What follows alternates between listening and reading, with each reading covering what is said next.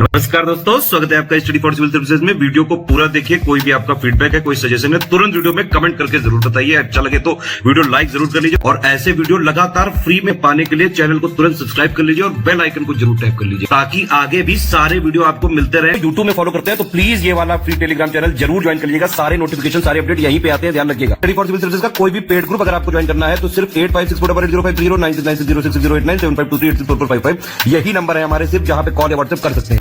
Instagram पे हमारा page जरूर फॉलो कर लीजिएगा, studyforcivil.services है। ट्विटर पे हमको जरूर फॉलो कर लीजिएगा, @studyforcivils है। सारे क्वेश्चन अटेम्प्ट करिए और स्कोर अपना तुरंत कमेंट करके बताइए। चलिए नेक्स्ट क्वेश्चन यहाँ से स्टार्ट करेंगे हम। देखिए, हाल ही में प्रकाशित पुस्तक Nalanda until we meet again किसने लिखी है ये बताना है। तो एक प्रोफेशनल मैनेजमेंट प्रोफेशनल है गौतम बोरा, ठीक, इनकी पुस्तक है। इसको ध्यान रख सकते हैं आप। ऑप्शन ए हमारा करेक्ट होगा। और इस बुक को भी लॉन्च किया गया था न्यू दिल्ली में और फेमस एक राइटर हैं, आप जानते होंगे इनका नाम रस्किन बॉन्ड, ठीक, इनके द्वारा इसको जो है विमोचन इसका किया गया है, तो ये भी ध्यान रखिएगा, ठीक। पयोली एक्सप्रेस के नाम से किसे जाना जाता है, ठीक है। तो पूर्व में धावक रही जो है भारत की तरफ से खेलने वाली पीटी उषा, ठीक, इनका जो है निक नेम है एक तरीके का। ऑप्शन सी करेक्ट हो जाएगा, ठीक। और ये भी आप जानते रहिए कि अभी हाल ही में जो है इनका नॉमिनेशन हुआ था राज्यसभा के लिए, ठीक। भारत का एकमात्र जिला कौन सा है जिसकी सीमा 4 राज्यों से मिलती है, ठीक। तो देखिए, ये आपको पता होगा कि यूपी का जो सोनभद्र जिला है, ठीक, यहाँ देखेंगे छत्तीसगढ़, मध्य प्रदेश, झारखंड और बिहार, ठीक, इन 4 राज्यों से सीमा साझा करता है। नेक्स्ट है कि जो प्लांट्स होते हैं, ठीक है, पादप कोशिका भित्ति यानी कि प्लांट जो सेल वॉल्स होती हैं किस चीज़ से बनी होती हैं, ठीक है। तो खैर ये सब बहुत डिटेल में आपको पढ़ने की जरूरत नहीं है, फैक्ट के रूप में कई बार पूछ लिया जाता है, तो ध्यान रखेंगे प्लांट सेल वॉल जो होती है वो सेल्यूलोज से बनी होती है, ठीक, बी ऑप्शन। अगला देखिए, तत्व चिंतामणि नामक पुस्तक की रचना इसमें से किसने की है ये बताना है। तो ये बेसिकली काफ़ी पुराना एक फैक्ट समझ लीजिए। जब ये मिथिला किंगडम में आप देखेंगे तो एक फिलोसफर थे, मैथमेटिशियन भी थे, फिलोसफर थे, गणेश, ठीक, 14th सेंचुरी के आसपास में, ठीक। तो उनकी पुस्तक है ये तत्व चिंतामणि, ठीक, डी ऑप्शन करेक्ट होगा। नेक्स्ट है कि पूर्वी तिमोर, जिसको तिमोर लेस्ते भी कहा जाता है, कहाँ पे स्थित है। तो एक ये आइलैंड नेशन है, यहाँ पे देखेंगे इंडोनेशिया के रीजन में, तो एशिया इसमें हमारा करेक्ट हो जाएगा, बी ऑप्शन, ठीक। यहाँ की कैपिटल है दिल्ली, है ना, जैसे इंडिया की है ना न्यू दिल्ली, तो वहाँ पे दिल्ली है ऐसे करके।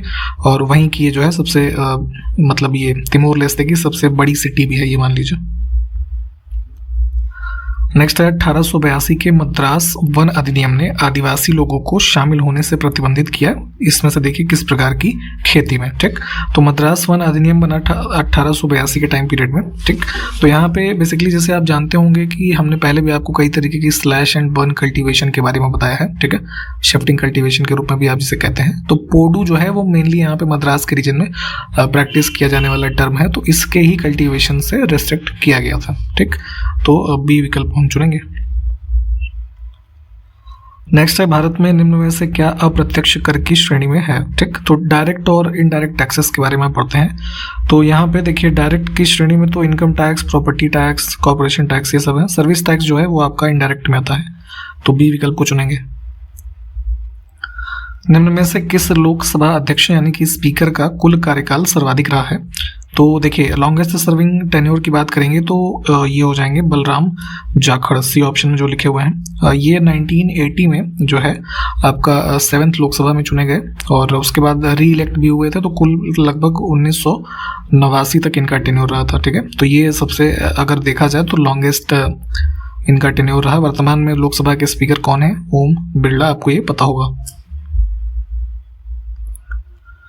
चक्रवर्ती राजगोपालाचारी से पूर्व भारत के गवर्नर जनरल कौन थे, ठीक। तो आपको याद होगा कि इंडियन इंडिपेंडेंस एक्ट जो बना तो वहां से आपका पहले गवर्नर जनरल कौन बने? लॉर्ड माउंटबेटन, ठीक है। उसके बाद जब पहले इंडियन बने तो वो सी राजगोपालाचारी थे, तो यहाँ से विकल्प ए को चुनेंगे। उत्तर प्रदेश राज्य में उर्दू को द्वितीय राजभाषा कब घोषित किया गया था ये बताना है। तो हिंदी सबसे पहले से हमारी राजभाषा थी, उर्दू को हमने द्वितीय राजभाषा घोषित किया वर्ष 1989 में, ठीक है। आप लोगों को एक जानकारी दे दें कि पूरा यूपी जीके जो भी है मोस्ट इंपॉर्टेंट फैक्ट्स है ना, सारी चीजें लगभग, और बिहार जीके भी, ठीक। इनको हम अपने जो है यूट्यूब और इंस्टाग्राम में शॉर्ट्स का जो सेक्शन होता है उसके माध्यम से कवर करवा रहे हैं। आप इसको भी फॉलो कर सकते हैं और विद इन छोटे से टाइम में आप अच्छे अच्छे फैक्ट्स को कवर कर सकते हैं, ठीक। तो अगर नहीं देखा है तो सब्सक्राइब करिए हमारे चैनल को और वहाँ पे इसको भी फॉलो करिए। कन्या विद्या धन योजना के अंतर्गत उत्तर प्रदेश सरकार के द्वारा किस कक्षा में उत्तीर्ण होने पर प्रोत्साहन हेतु धनराशि दी जाती है, ठीक। तो इस स्कीम में देखेंगे तो जो बच्चे मतलब लड़कियां जो हैं 12th क्लास पास होती हैं उनको यहाँ पे एक जो है इनकरेजमेंट के लिए कुछ अमाउंट एलोकेट किया जाता है। डी ऑप्शन को चुनेंगे। आप हमको जरा बताइए कितना पैसा मिलता है, ये पहले आपको बताया गया है। नेक्स्ट है हैजा रोग जो होता है यानी कि कॉलरा, तो इससे शरीर का कौन सा अंग प्रभावित होता है। तो आपको ये पता होना चाहिए कि जो भी ये कॉलरा की बीमारी होती है ये आपका कंटामिनेटेड वाटर है ना, दूषित जल अगर आप इस्तेमाल करते हैं, ठीक है, या उसके कांटेक्ट में आ गया किसी तरीके से आपके बॉडी में चला गया तो उससे होता है, ठीक है। एक प्रकार का बैक्टीरियल डिजीज होती है ये, तो उसमें आपकी जो मतलब प्रभावित होने वाला अंग है वो आंतें होती हैं, ठीक है, इंटेस्टाइन। किस पूर्व प्रधानमंत्री को शांति पुरुष यानी कि मैन ऑफ पीस के नाम से भी जाना जाता है, ठीक। तो ये है लाल बहादुर शास्त्री जी। अब किस मंत्रालय ने 24 नवंबर 2022 को नई दिल्ली में आयोजित मिलेट लंचन जो इवेंट है इसकी मेजबानी की, ये बताना है। तो देखिए इसमें कृषि और किसान कल्याण मंत्रालय तथा विदेश मंत्रालय, ठीक है, दोनों शामिल रहे। सी विकल्प को हम चुनेंगे। इसमें लगभग जो है 60 देशों के हाई कमिश्नर्स और जो एम्बेसडर्स हैं, है ना, उन्होंने इसमें पार्टिसिपेट किया है। मिलेट लंचन जो ये प्रोग्राम है इसका मतलब मेन मकसद ये है कि ये प्री लॉन्च इवेंट है किसका, आपको याद होना चाहिए कि 2023 को इंटरनेशनल ईयर ऑफ मिलेट्स है ना, ये घोषित किया गया था यूनाइटेड नेशन के द्वारा, ये हमने पहले बता रखा है आपको। तो इसी इवेंट के एक सक्सेसफुल कह लीजिए आने वाले दिनों में ऑर्गेनाइज करने के उद्देश्य से इस इवेंट को यहाँ पे सेलिब्रेट किया गया था, तो उसी से संबंधित ये प्रश्न था, तो ध्यान रखेंगे, ठीक। ऑप्शन हमारा सी करेक्ट था। 23 नवंबर 2022 को भारत ने इंटरमीडिएट रेंज की बैलिस्टिक मिसाइल जिसका नाम है अग्नि 3 है, इसका सफल परीक्षण कहाँ पे किया है। तो ये अग्नि 3 भी लॉन्च किया गया था जो है ये अब्दुल कलाम आइलैंड जो है ओडिशा में, ऑप्शन सी। इसमें डेट इंपॉर्टेंट है, ध्यान रखिएगा। 21 नवंबर 2022 को भारत और किस देश की सेना के विशेष बलों के बीच संयुक्त प्रशिक्षण अभ्यास जो ये है गरुण शक्ति है ना, इसका आयोजन हुआ। तो ये हुआ है आपका इसमें माफ कीजिएगा, सिंगापुर ने इंडोनेशिया, भारत और इंडोनेशिया जो है ये शामिल थे। हाल ही में राष्ट्रीय गोपाल रत्न पुरस्कार 2022 की घोषणा किस मंत्रालय के द्वारा की गई है, ठीक है। तो डेयरी सेक्टर में जो है ये अवार्ड दिया जाता है राष्ट्रीय गोपाल रत्न पुरस्कार। तो ये फिशरीज और एनिमल हस्बेंड्री वाली जो मिनिस्ट्री है इन्होंने अनाउंस किया है, और ये जो है अवार्ड इसको 26 नवंबर को जो है ये प्रदान किए गए, जिसको कि आप मनाते हैं किस रूप में, नेशनल मिल्क डे। तो ये भी ध्यान रखिएगा। और नेशनल मिल्क डे क्यों मनाते हैं, तो जो डॉक्टर वर्गीस कुरियन है व्हाइट रिवॉल्यूशन से संबंधित है ना, उनको ट्रिब्यूट देने के लिए ये ऑब्जर्व किया जाता है। तो इन सारी बातों को ध्यान रखेंगे। ऑप्शन ए जो है ये करेक्ट है। पेंशन एवं पेंशन भोगी कल्याण विभाग ने सेवानिवृत्त जो सरकारी कर्मचारी हैं इनके सरकार के साथ काम करने के दौरान हुए अनुभव साझा करने के लिए अनुभव नाम से एक ऑनलाइन प्लेटफॉर्म लॉन्च किया था। वही डेट पूछ रहे हैं आपसे। तो ये लॉन्च किया गया था पोर्टल जो है मार्च 2015 में, ठीक।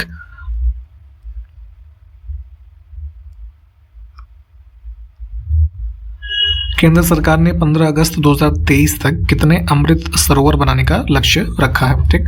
तो आपको याद होगा कि जो है इसमें पंचायत राज दिवस 24 अप्रैल 2022 को मिशन अमृत सरोवर जो है शुरू किया गया था, और यहाँ पे जो टारगेट सेट किया गया है कि 15 अगस्त 2023 तक में हम कुल जो है 50,000 ऐसे अमृत सरोवर बनाएंगे, ठीक। आपको पहले बताया गया है कि जो पहला अमृत सरोवर बना देश में कहाँ पे बना था, ठीक है, जरा कमेंट करके बताइए। तो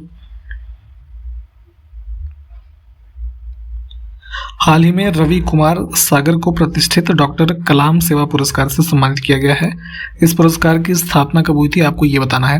तो देखिए डॉक्टर कलाम सेवा पुरस्कार जो है तो एक फाउंडेशन है वंदे भारत फाउंडेशन और दूसरा है लीड इंडिया फाउंडेशन, ठीक है। तो इन दोनों के माध्यम से जो हमारे पूर्व में राष्ट्रपति रहे डॉक्टर कलाम जी, तो इनकी बर्थ एनिवर्सरी को सेलिब्रेट करने के लिए ये अवार्ड प्रदान किया जाता है, जो लोग काफ़ी सोसाइटी के लिए अच्छा कार्य करते हैं प्रतिवर्ष।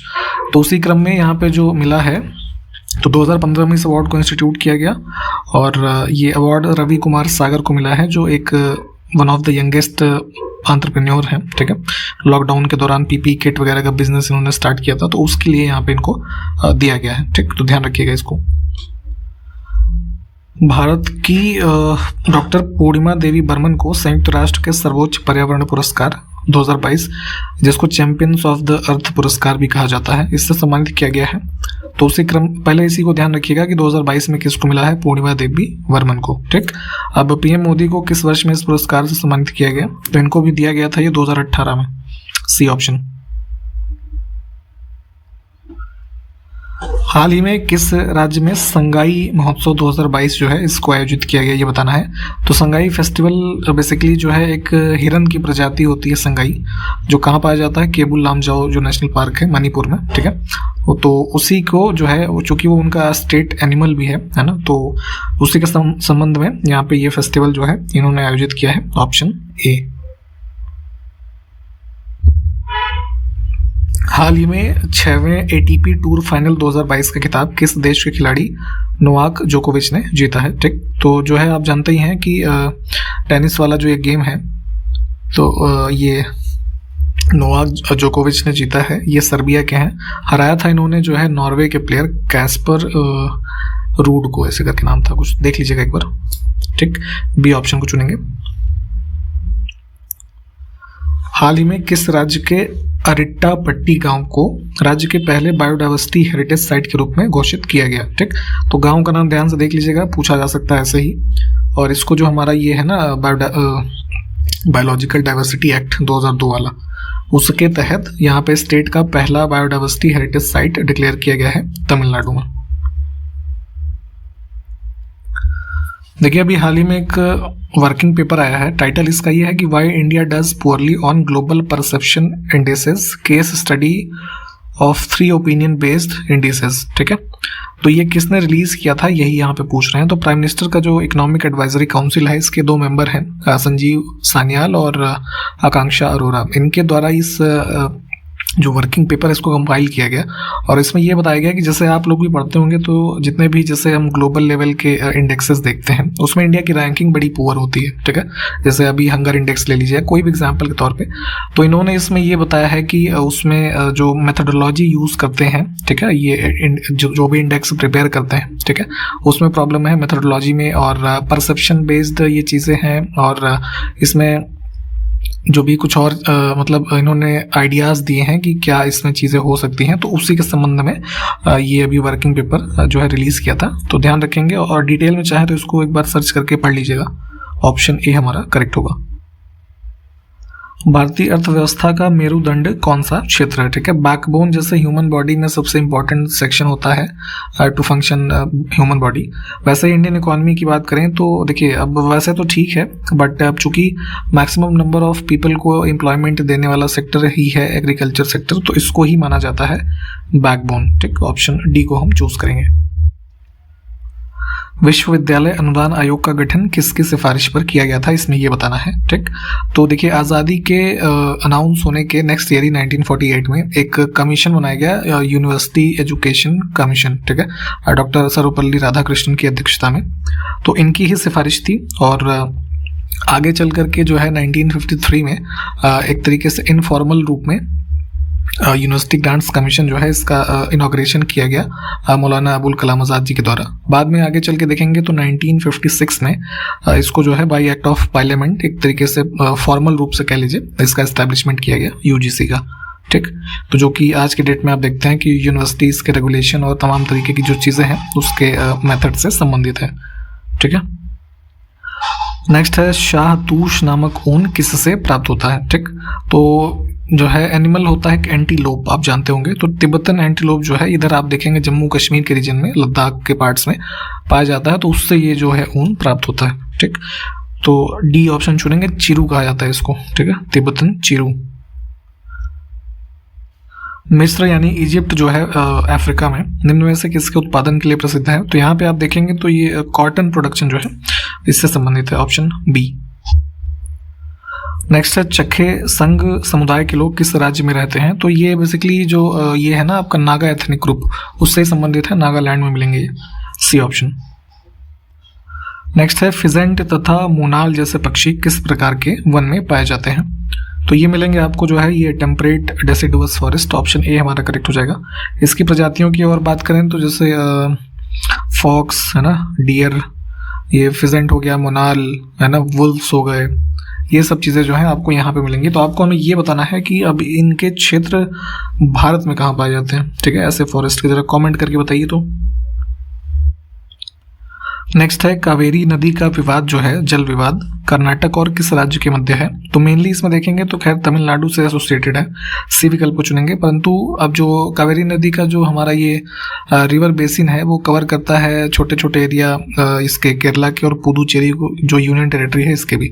तो अगर कभी ऐसा वो पूछे ना कि 3-4 ऑप्शन दिया हो तो सब को चुन लीजिएगा, ठीक। हालांकि डिटेल में इसको आप एक बार पढ़ें। जैसे इसके कावेरी नदी के जो वाटर शेयरिंग का डिस्प्यूट है, अब इनिशियली देखेंगे तो 2 अग्रीमेंट हुए थे, एक मतलब ब्रिटिशर्स के टाइम में 1892 में और 1924 में, जो मद्रास प्रेसिडेंसी थी और मैसूर स्टेट के बीच में। तो वहीं से ये चल रहा है और अभी भी जैसे ट्राइब्यूनल्स वगैरह बने इनके वाटर शेयरिंग को लेके, तो काफ़ी एक मतलब ऐसा ब्रॉड हिस्ट्री है, इसको आप देख सकते हैं। फिलहाल इसमें सी विकल्प हमारा करेक्ट है। अधिकांश उल्का पिंड जो है वायुमंडल की किस परत में जलते हैं, ये बताना है। तो एटमॉस्फेरिक लेयर्स के बारे में आप पढ़ते हैं, जैसे ट्रोपोस्फियर, स्ट्रेटोस्फियर, ऐसे है ना, 5 लेयर के बारे में पढ़ते हैं आप।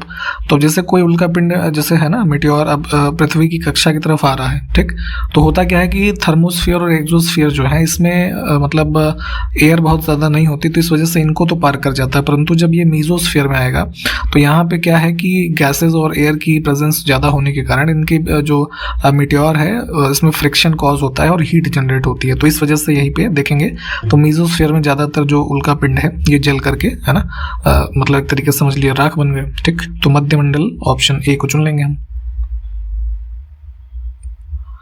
देखिए अभी ऊपर हमने देखा था ना शाहतूश वाला क्वेश्चन, तो वही है, तिब्बतन एंटीलोप का शिकार मुख्यतः किसके लिए किया जाता है? तो ऊन के लिए करते हैं, सी विकल्प को चुनेंगे।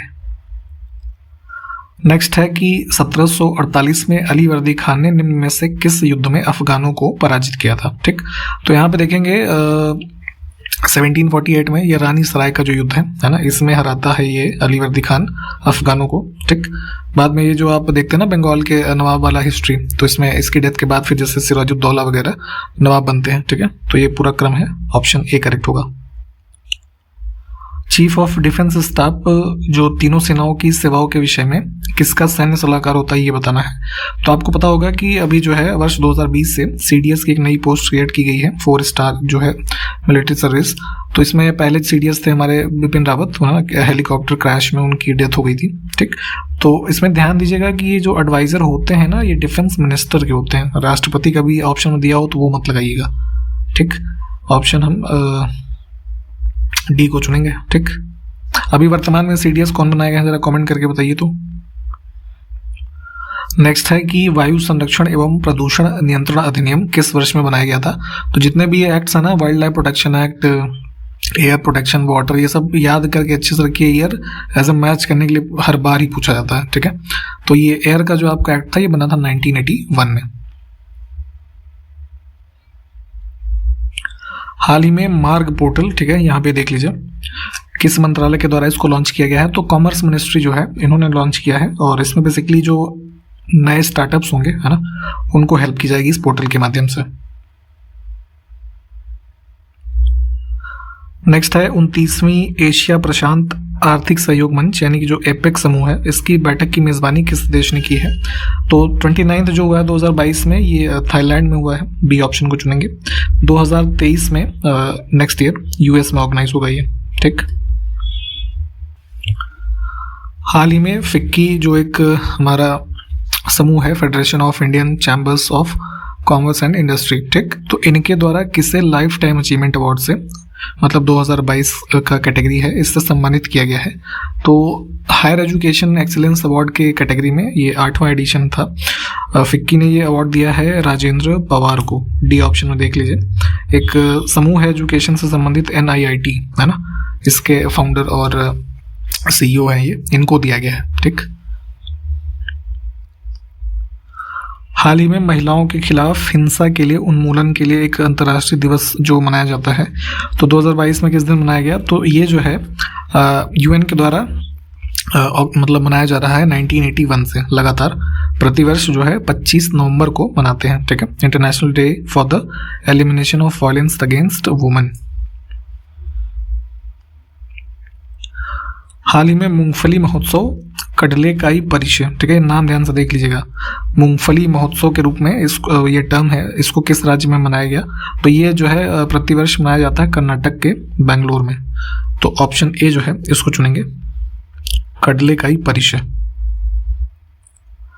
नेक्स्ट है, कौन सा राज्य ऑडिट महानिदेशक की भूमिका सृजित करने वाला देश का पहला राज्य बना है। ठीक है, तो देखिए स्टेट लेवल पे ऑडिट के जो डिपार्टमेंट्स हैं, है ना, उनकी फंक्शनिंग को सुधारने के लिए Indian audit and account service एक सर्विस होती है सेंट्रल सिविल सर्विसेज के अंदर, तो उससे एक डेपुटेशन पे ऑफिसर को अपॉइंट किया है स्टेट ऑफ तमिलनाडु ने। ठीक, तो वही यहाँ पे इस क्वेश्चन में कहा जा रहा था कि डायरेक्टर जनरल ऑफ ऑडिट का जो एक रोल है, या कह लीजिए पोस्ट क्रिएट करने वाला स्टेट में पहला स्टेट बन गया है तमिलनाडु। नवंबर 2022 में यूरोपीय संसद, जो यूरोपियन यूनियन का एक पार्लियामेंट है, ठीक है, जानते होंगे आप, तो उसने किस देश को आतंकवाद का प्रायोजक राज्य नामित किया है। ठीक है, तो इन्होंने यहाँ पे जो है कलेक्टिवली डेजिग्नेट किया है स्टेट ऑफ रशिया जो है इसको स्टेट स्पॉन्सर ऑफ टेररिज्म के रूप में। तो चूंकि अब रूस, ये यूक्रेन और रशिया का जो टेंशन वगैरह चल रहा था, युद्ध, तो उन्हीं सब की जो है गतिविधियों के क्रम में ये इवेंट है, तो ध्यान रखिएगा। डेजिग्नेट करने वाला जो अथॉरिटी है यूरोपियन यूनियन का जो पार्लियामेंट है ये है। हिंद महासागर रिम एसोसिएशन की मंत्रिपरिषद की 22वीं बैठक कहाँ आयोजित की गई, इसमें ये बताना है। तो जो ये समूह है इंडियन ओशन रिम एसोसिएशन, इन्होंने अपनी जो काउंसिल ऑफ मिनिस्टर्स की मीट की है 22nd, ये हुई है ढाका बांग्लादेश में। इंडिया ने भी इसमें पार्टिसिपेट किया। इंडिया की तरफ से जो मिनिस्टर ऑफ ये स्टेट हैं एक्सटर्नल अफेयर्स के लिए, डॉक्टर राजकुमार सिंह, है ना, उन्होंने पार्टिसिपेट किया था। ठीक, तो ऑप्शन ए हमारा करेक्ट हो जाएगा। और इस पर्टिकुलर वीडियो में हम यहीं तक रखेंगे, सारे क्वेश्चंस आप दोबारा देख लीजिए अगर चाहें तो, और जो भी संबंधित फैक्ट्स हैं प्लीज़ इसको अपने नोट्स में से या फिर वेब सर्च के माध्यम से देख लिया करिए, ताकि आपको वो जो है अच्छे से याद हो जाए। और जो भी क्वेश्चंस पूछे गए हैं प्लीज़ उसको कॉमेंट करके बताया करें। हम आपसे इन्हीं सब बातों के साथ समाप्त करते हैं यहाँ पे, अगले वीडियो में मिलेंगे, तब तक के लिए नमस्कार, जय हिंद।